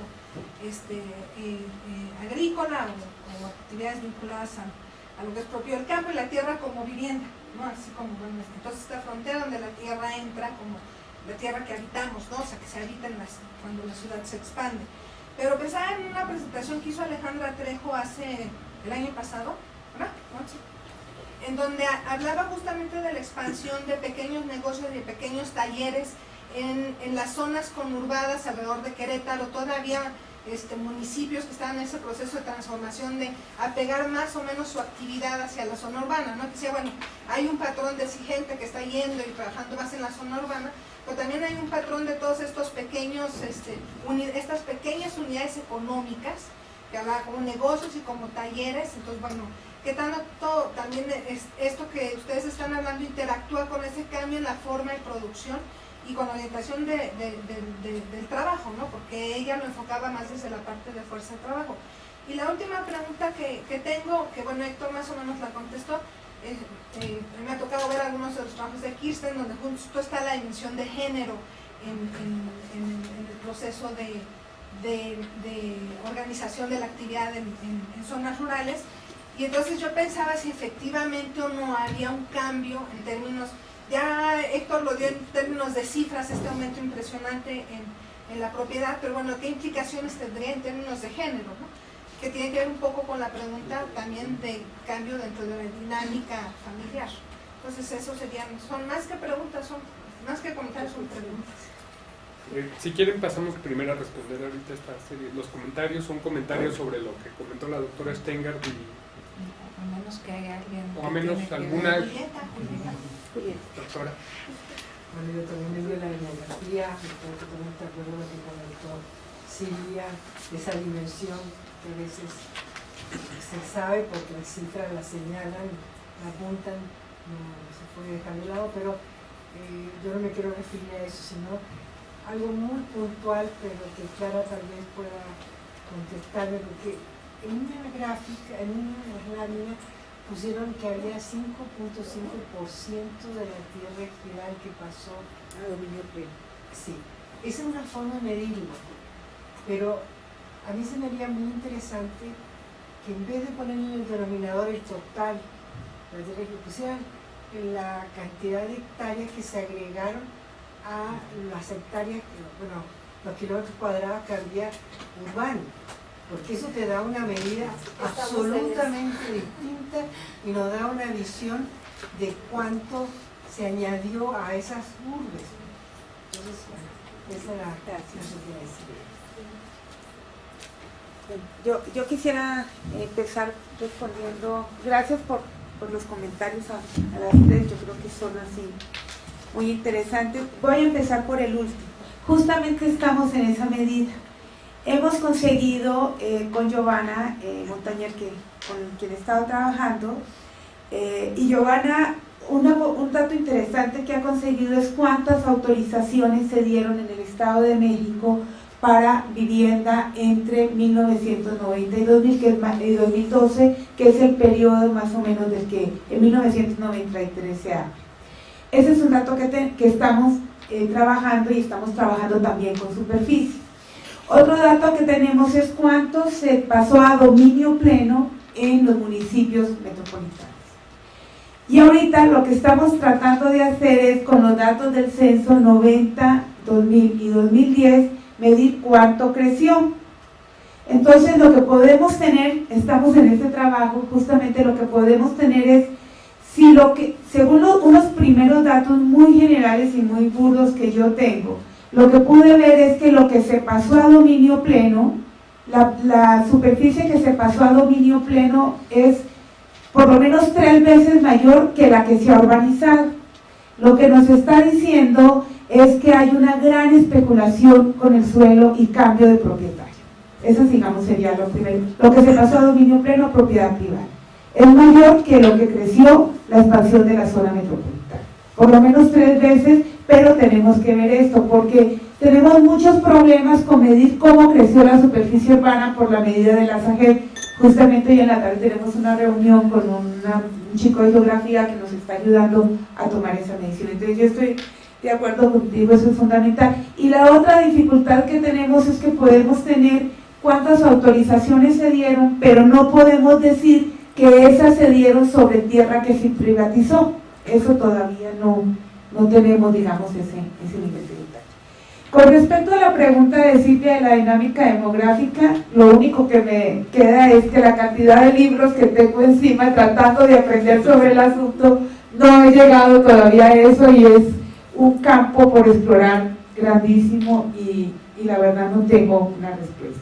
Con respecto a lo de Marta, yo estoy de acuerdo con lo de Marta, creo que hay una gran discusión sobre si la propiedad, hay otras formas de propiedad para entrarle en lo urbano, incluso la propia producción de vivienda en renta, que no es una propiedad privada. Pero yo me refería más a que el objetivo de la política del Estado ha sido a privatizar. De hecho, no ha dado vivienda, digamos, o sea, toda la vivienda que se produce a través del Estado, no hay política de renta, no hay ninguna acción, no ha habido, sí hay toda la discusión académica este hecho, y ahí se discute en varios países, en Brasil también se ha discutido. Sin embargo, lo que estoy leyendo últimamente me dice que todavía no logran concretarse esos esfuerzos, incluso en este nivel, ¿no? La posibilidad, por ejemplo, de ofrecer derecho al uso, incluso en áreas urbanas, sin que tenga que pasar por un derecho a que esa es tu propiedad privada. Entonces creo que sí hay una discusión interesante, pero en términos de política pública no veo que se haya concretado como en ninguna parte. Gracias. Bueno, desde luego, primero muchas gracias por los comentarios, muchas gracias Héctor, Sí, creo gracias. que tus comentarios contribuyen mucho a la reflexión que tenemos que hacer si vamos por esta vía que no está de pie de página. Ahora es mucho más interesante, creo yo, que estudiar maíz. Pero bueno, y mucho más complejo. Efectivamente, tú apuntas muy bien a esta complejidad y me interesa en particular esto de la complejidad de los sujetos agrarios con la fragmentación que hay en cuanto a sus derechos y cómo se desenvuelve esto realmente en las decisiones de cada ejido y la toma de decisiones en cada ejido en particular. Y creo que ahí lo que necesitamos es realmente los estudios de caso, porque cada región y cada ejemplo es diferente. Si aquí tenemos en el público algunos colegas que podrían comentar sobre esto, ¿no? Porque cada quien trae su pequeño caso o su gran caso. Entonces yo creo que ahí hay un terreno que organismos como la FAO y el tipo de estudios y documentos que tú has coordinado y participado, pues si les interesaría y nos darían fondos, habría mucho todavía por hacer. En particular, y creo que sí tenemos que tener más claro que los efectos del artículo 27 y del programa Procede han sido, realmente no solemos dar opiniones muy generales, ¿sí? Pero sí, hay que ver lo de la renta, de préstamo, todos los arreglos institucionales formales que hay a nivel micro para completar este panorama y entrar a esto, sobre todo si seguimos dialogando en lo rural urbano, en qué ha pasado con las periferias, las nuevas figuras como ahora el cambio en las playas y fronteras, así que agradezco. Bueno, tratando de relacionar esto con la pregunta de Silvia sobre la dinámica demográfica, también voy a tratar de ver un poco lo que señalas sobre la importancia de sujetos agrarios femeninos, las mujeres. Ahí hemos tenido algunas preguntas, o sea, sí, pero son los que ahora son ejidatarios, son mujeres de edad avanzada, muchos acceden a la tierra por herencia, la perspectiva de género pregunta mucho en los estudios, ¿realmente tienen el poder o son figuras de transición entre el marido y los hijos? eso ya está como en discusión, ¿no? Pero la otra gran pregunta, claro, es cómo afecta esta presencia de las mujeres a la transferencia de la tierra en términos de mercado de tierra, de renta, privatización, etc. ¿Cómo participan en las decisiones de la Asamblea? Y creo que eso es otro campo que habría que estudiar con más detalle, no nada más así a nivel muy macro. Claro que la dinámica demográfica es un elemento muy importante de los ejidos. O sea, cuando las tasas de fecundidad eran muy altas, los 50, 60 hasta los 70, pues fue todo el proceso de incorporar los terrenos de uso común a terrenos agrícolas para poder ampliar a los sujetos y darles derecho a la tierra. Eso fue una generación. Pero hoy día, claro, se han quedado estos ejidatarios con una edad mayor de 55 años, no me acuerdo ahorita el promedio, 55, de los titulares ejidatarios, y que retienen la tierra, y claro, tienen las decisiones, y mientras que los hijos, que se ha por un lado fragmentado las parcelas y son posesionarios, pero no tienen a veces, no votan. Pero el otro fenómeno es claro que en la pequeña agricultura ejidal, ya la agricultura no es el ingreso principal. Entonces el ingreso principal ya es el no agrícola. Por ejemplo, en toda la agricultura maicera suele ser así, o se podía generalizar con sus excepciones. Entonces, ¿esto qué significa?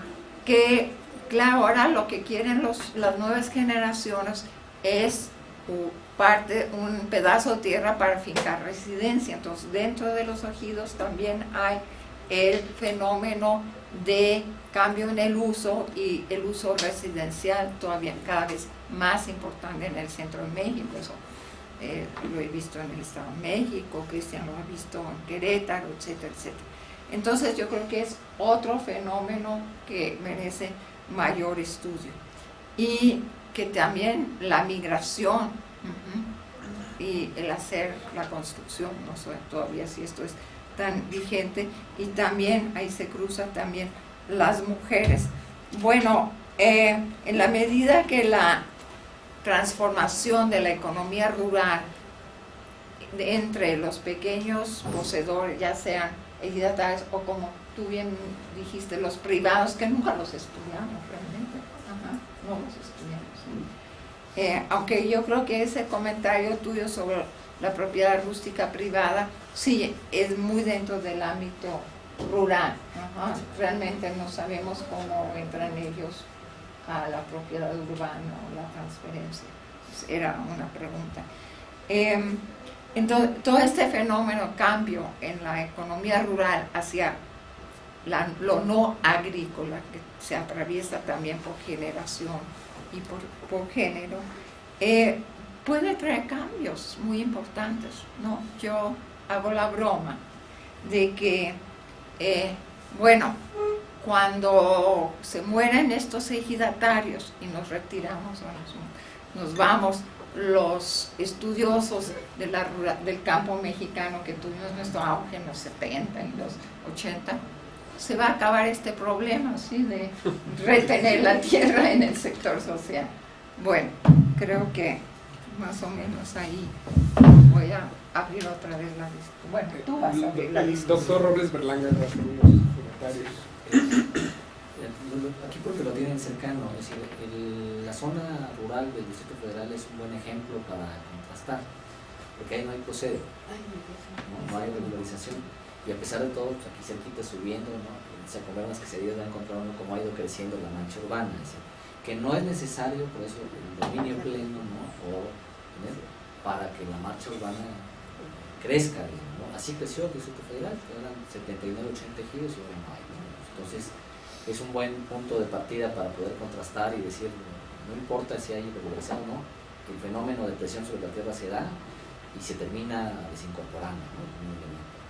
El otro es el programa El FIP, que es de la Procuraduría Agraria, que ahora tengo entendido se lo va a llevar la SEDATU, ¿no? Digamos, ya no la Procuraduría. ¿Qué programa es? Eso de FIP, se llama FIPP, que es programa de inversión privada, ¿no? ¿Que va a estar en la nueva secretaría? Bueno, está en la Procuraduría Agraria, lo tenía, más que ya le interesó a la reforma agraria, al titular, que es el cabeza, y entonces parece que se lo va a llevar a la reforma agraria. Pero es la Procuraduría promoviendo la inversión privada en ejidos y comunidades. Pues hay todo un cuestionamiento ahí de si era su función o no su función, ¿no? Pero ese es un elemento que sí sería importante considerar. El otro dato que tiene que ver con la demografía es que cuando inició el reparto de tierras en este país, en las zonas rurales vivían 10 millones de personas y ahora viven 22 millones de personas, digamos hasta 2.500, pero son hasta 30 millones, ¿no? Entonces, a pesar de que es relativamente menos la población rural, ¿no? En términos absolutos es el doble de la población que existía ahí, entonces la presión sobre la tierra, ¿no? Incide de manera muy fuerte, ¿no? Entonces eso es un... Y el otro es que hay 1.350 municipios en donde la población es mayoritariamente o casi en su totalidad en localidades menores a 5.000 habitantes, porque a veces esta percepción de que somos urbanos pues sí corresponde a estas grandes ciudades, pero la mayoría de los municipios y donde está la tierra rústica que ustedes analizan, por eso van a encontrar muchas variantes, pues es evidentemente rural, ¿no? Incluso muchas de las respuestas que damos desde el punto de vista urbano, ¿no? Sin considerar estas relaciones, ¿no? Entonces ese sería también otro elemento interesante, ¿no? Y ya nada más en el caso, había una disposición legal de construir junta de pobladores para regularizar todo este proceso, ¿no? Es algo que en la ley no funcionó, ¿no? Entonces, está ahí esa disposición, ¿no? Se deberían de promover y no hay una sola, digamos, hay 10 o 15 junta de pobladores. ¿Qué son? Es donde se juntan todos los pobladores del ejido, ¿no? Para ver todo lo que tiene que ver con los servicios públicos, ¿no? Y entonces organizarlos, o darles ordenamiento, etcétera. Esa era su función, compartir la parte ejidal con la parte urbana, ¿no? Y juntarlos y dialogar, ¿no? Nadie la promovió, ahí se quedó como una disposición legal y el otro, el cambio en el comisario ejidal de los 70s, sí era la estructura, el instrumento por donde llegaban los recursos públicos, y ahora no, entonces van a encontrar que en la mayoría de los ejidos incluso ser comisariado ejidal es como una pena, ¿no? Al que está dormido, por ejemplo, si tiene alguien aquí dormido, lo elige, y cuando se despierta le dicen tú eres el comisariado ejidal, te toca, porque es ponerle trabajo y no gana nada más que conflictos. Entonces en muchos de los ejidos esta dinámica de las asambleas mensuales o de un comisariado, ¿no? Con fuerza ya no, o sea, en donde sí hay dinero, aquí hay un recurso importante, el bosque o aquí hay una minera, etcétera, el comisariado se vuelve central, ¿no? Porque es el que puede hacer la negociación. Pero donde no hay recurso, hijos, ser comisariado es así como me castigó el ejido, ¿no? Abrimos la ronda de preguntas y respuestas. Once, ¿quieren ya? Les pasan, No se pasen. la, Gracias. sí, por favor.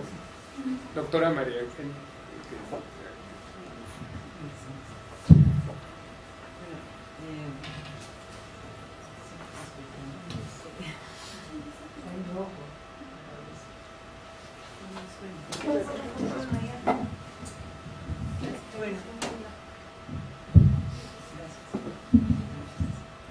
Sí, gracias. Perdón porque llegué muy tarde y no sé si algo se ha comentado, pero me gustaría saber la opinión de todos ustedes sobre las perspectivas de la nueva institucionalidad de la ciudad frente al manejo, cuáles son las perspectivas, si funcionará, si servirá de algo, si no servirá de nada, si tiene elementos para ser interesante esa nueva institucionalidad para el problema de la urbanización, de lo rural urbano la expansión de las ciudades y la actividad agrícola. Pero voy a argumentar de inicio. Buenas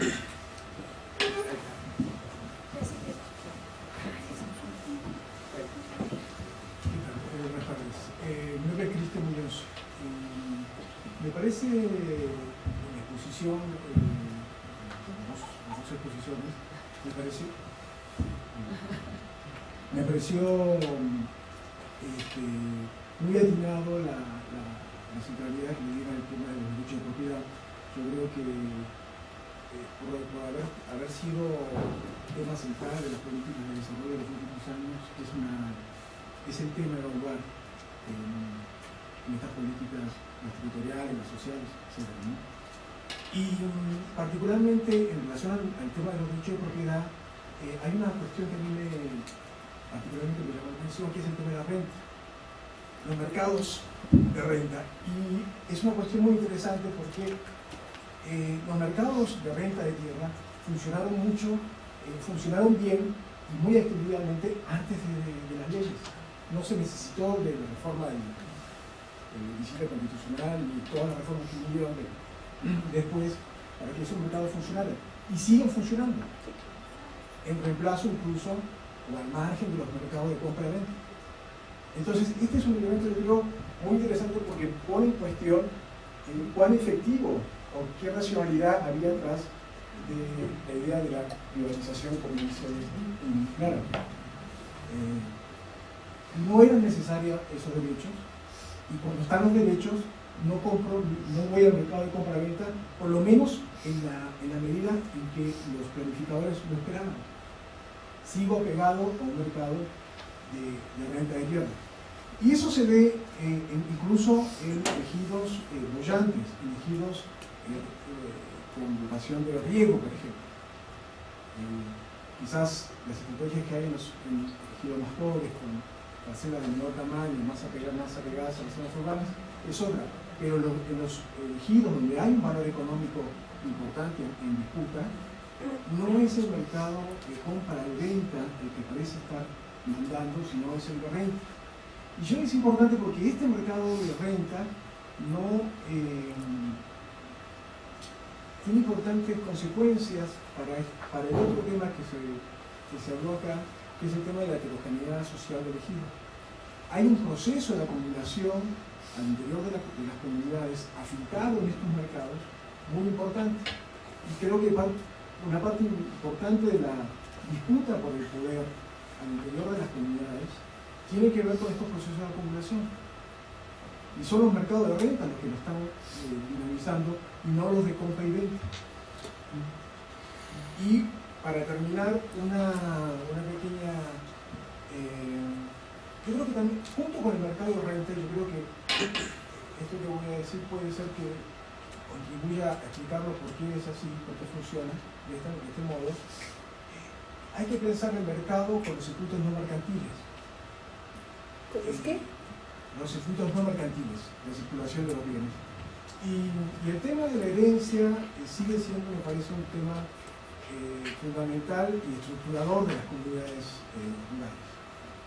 Entonces, en gran medida yo creo que es este circuito no mercantil el que está ordenando el funcionamiento de otros circuitos, entre ellos los mercantiles. Digo, lo planteamos más bien como hipótesis, pero sobre todo en algunos ejidos, me refiero a Querétaro, ejidos muy ricos económicamente, puede aparecer así esta doble articulación.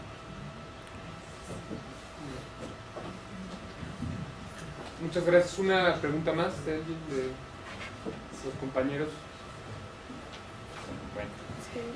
Armando, mira, yo quería, no es una pregunta, yo creo que como nosotros como urbanistas, en su relación con las zonas rurales, es que hay ahora un crecimiento periférico impresionante de todas las ciudades del país, no solamente de las grandes metrópolis, sino también de ciudades pequeñas. Justamente acabo de estar en Michoacán, donde han hecho una exposición sobre el crecimiento periférico de todas las ciudades de ese estado, algunas pequeñas, y cómo ha bajado la densidad urbana en muchas de las ciudades del país. Ha bajado mucho. Este crecimiento periférico así desordenado, asaltos con islas, ¿no? Eso está afectando mucho, aparte del medio ambiente, está afectando la expansión urbana y la relación que va a haber entre lo urbano y lo rural. Me parece que es un elemento muy importante, ¿no? Sí, y la calidad de vida de la tribu. Sí.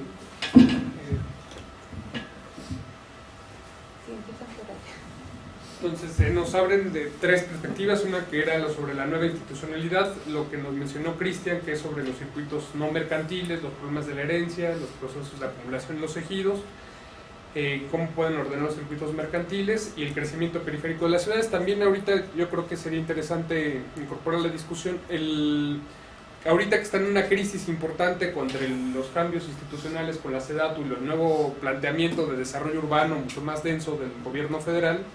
Ahora que han publicado las grandes empresas constructoras que cotizan en la bolsa, que se encuentran en una verdadera crisis institucional, aparecieron las cifras de los mercados, bueno, más bien de las reservas de territoriales que tienen, ¿no? Y sería muy interesante también encontrar el tamaño de las reservas territoriales, que era muy importante, sobre qué suelos están dando, o sea, el tipo de propiedad o sea, cómo se transfirió ese tipo de propiedad hacer ahora las reservas territoriales las grandes empresas inmobiliarias. Entonces, para responder, no sé quién empieza. Nadie quiere agarrar. SEDATU, ¿no? La pregunta sobre SEDATU te lo dejo a ti y a Héctor. Bueno, sobre los mercados, el comentario de Cristian, claro, o sea, la renta se daba en el ámbito rural desde que se hizo la reforma agraria masiva, o sea, hay trabajos de los años 60, si me recuerdo bien, un estudio muy importante de Restrepo, creo, en Michoacán, en la Tierra Caliente, como que en los años 60 ya se daban grandes extensiones de renta para cultivos comerciales y esto lo tengo también documentado hoy día, por ejemplo, en Sinaloa, la producción de maíz que se reporta que ejidos enteros rentan. Pero hay un cambio fundamental, formal, y es que antes del 92 pues era ilegal. Ahora quizá se hacen las mismas prácticas, no. Tengo la impresión, a lo mejor Héctor me puede comentar, que aunque ahora la renta es legal, no me parece que debe ser muy extendido los contratos formales, los contratos por escrito. O sea, las viejas prácticas creo que son las que predominan. Pero sería interesante realmente por qué no se hacen ya contratos escritos y cosas. Otro tema, ¿no? Dentro del enfoque institucional. Y creo que también esto que ya se ha un poco comentado sobre la heterogeneidad del ejido, habría que sí ver con más detalle temas de investigación, esto de cómo se maneja el poder. Y creo que esto no es nada más un fenómeno actual con el cambio dentro de la estructura de los ejidos y quién tiene qué derechos, sino yo creo que los ejidatarios anteriores, los que fueron los ejidatarios anteriores, también tuvieron la posibilidad de acumulación.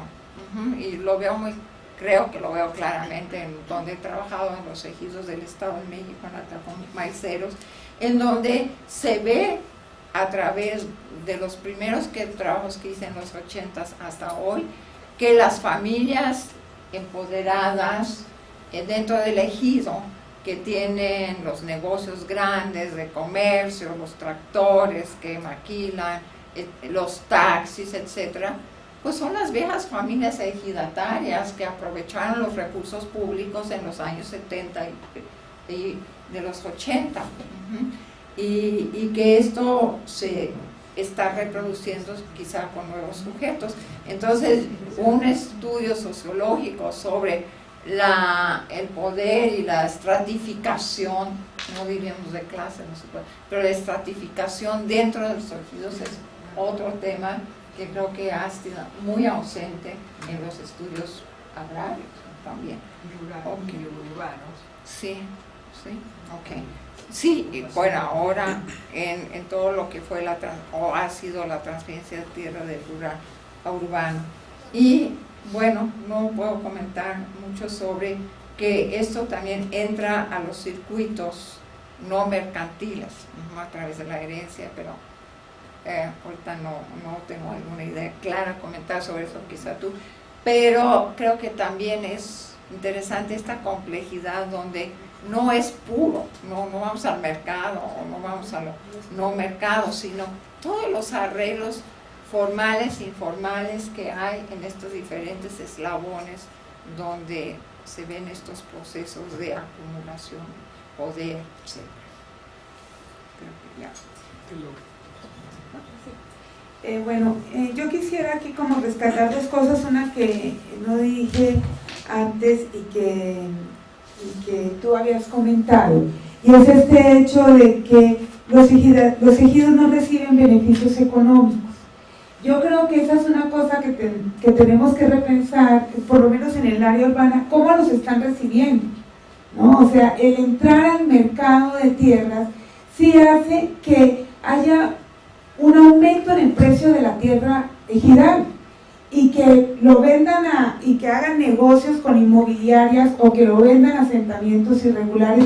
También cambia la cantidad, la velocidad y los precios.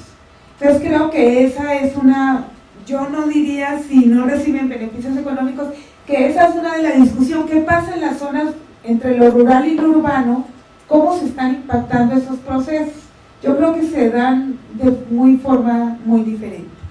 Lo de la renta me parece interesantísimo, no había pensado en que estaría todo un proceso de funcionamiento de la renta del suelo. A mí me parece como muy interesante como para meterlo en la discusión y en nuestras preocupaciones. Y eso quiero decir lo que decía Marta.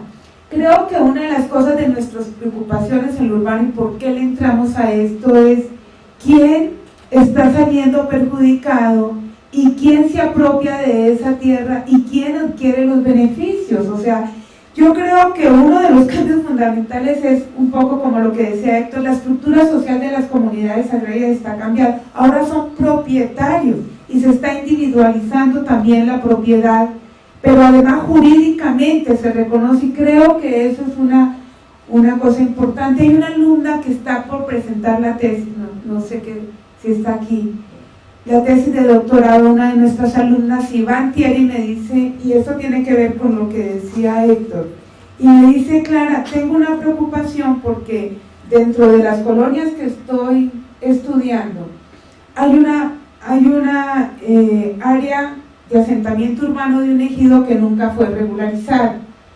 Y entonces nunca fue regularizada y resulta que el municipio no le quiere dar servicios. Y entonces mi pregunta es, ¿tenían que tener propiedad privada para tener servicios?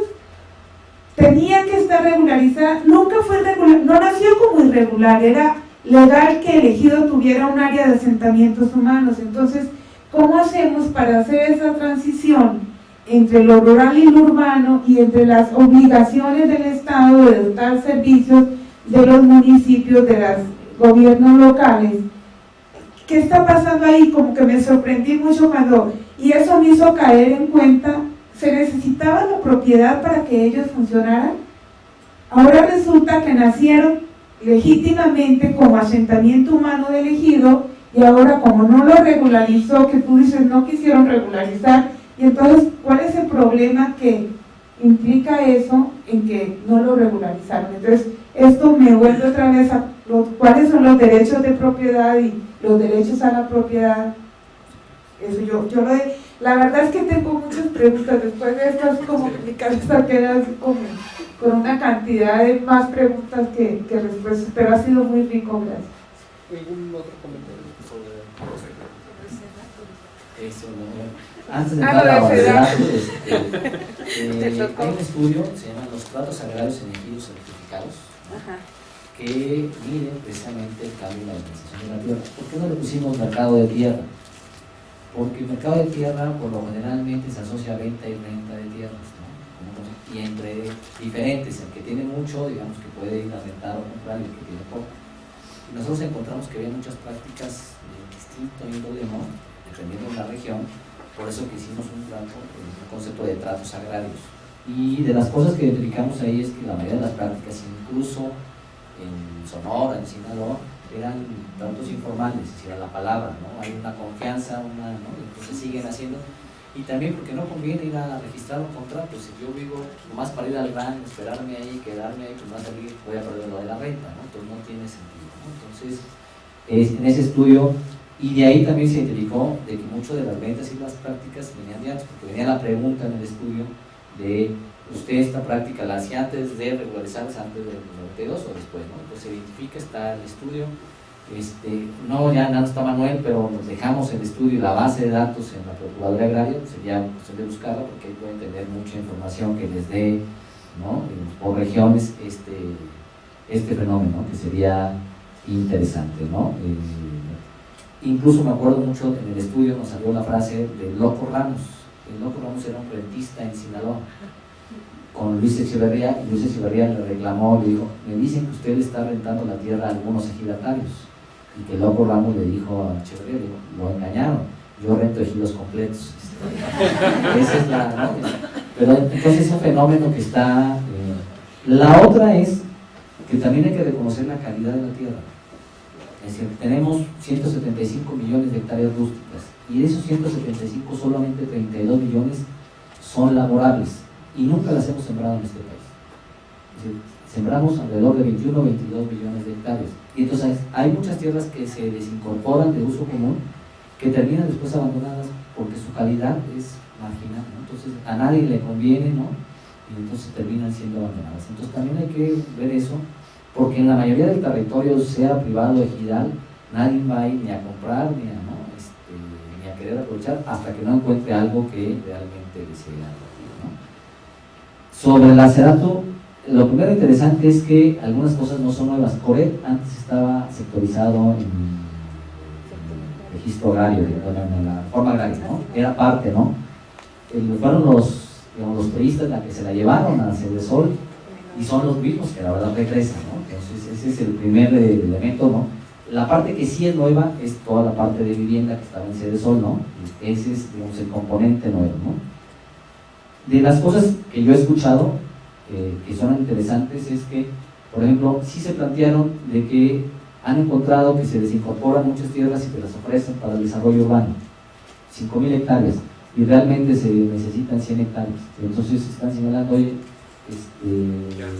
no se va a poder así, ¿no? Tenemos que acotarlo a donde está, porque lo que también ha traído es que este crecimiento desordenado de las zonas urbanas, ¿no? Y toda la proliferación de estos fraccionamientos han traído muchos problemas para dotar de servicios, para seguridad, etcétera, y entonces le está generando un problema al Estado muy fuerte, ¿no? Entonces, ese es el primer elemento. Incluso los estudios que se han hecho, ¿no? Incluso participó Guadalupe Rodríguez, estos de la violencia, uno de los elementos que anotan como un problema que causa violencia es precisamente todos los crecimientos urbanos que ahora están abandonados, y que ahora incluso muchas de estas empresas tienen problemas financieros porque muchas de las casas están abandonadas, ya no pagadas, y se quedaron ahí, ¿no? Entonces es un elemento, ¿no? Pero lo que más ha llamado la atención de este cambio del acerato y del otro cambio de la reforma que se hizo ahora el martes pasado, que se aprobó, es que no generó ningún conflicto, ¿no? Yo digo que es una forma muy elegante de establecer la reforma agraria y nadie dijo nada, ¿no? O es una forma de decir, regularicemos ya este fenómeno, y no hay ese reclamo como había en 1970 o 1980, que esto hubiera sido, se está privatizando todo, ¿no? Nadie ha dicho absolutamente nada. El hecho real es que no tiene mucho que hacer, digamos. El presupuesto que le corresponde a la SEDATU sigue siendo el mismo presupuesto que tenía la reforma agraria, un poquito más, ¿no? Es nada, ¿no? Incluso traigo otra referencia, yo trabajaba con Barna, que incluso muchos de estos estudios nos los encargó Barna, y una vez cuando discutíamos acerca del presupuesto nos decían, no, hasta el FETE tiene más recursos que nosotros, ¿no? Entonces, poder hacer mucho, o sea, que con ese presupuesto, ¿no?